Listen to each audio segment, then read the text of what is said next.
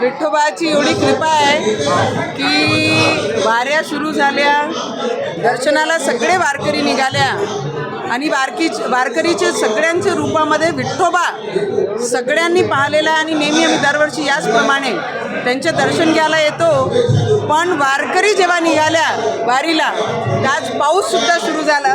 मला वाटते विठोबाला हात जोडायची गरज कोणालाही पडत नाही। विठोबा नेहमी सगळे भक्तांसोबत असते आणि आमचा शेतकरी राजा हा सुखी राहिला पाहिजे याच्यासाठी नेहमी आम्ही प्रयत्न याच्यासाठीच करतो आणि साकडा देवाला हेच घालतो की आमचा शेतकरी राजा हा समृद्ध राहिला पाहिजे नेहमी।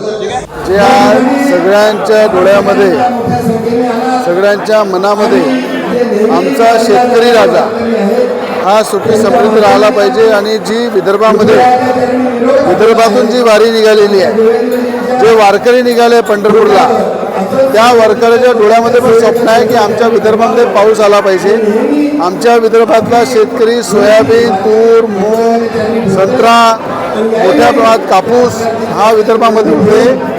या पिकाला मोठ्या प्रमाणात चांगला भाव मिळाला पाहिजे, चांगलं उत्पन्न झालं पाहिजे शेतकऱ्याला आणि शेतकरी दिवसांदिवस जो खचत चाललेला आहे त्याला चांगला बळ मिळाला पाहिजे।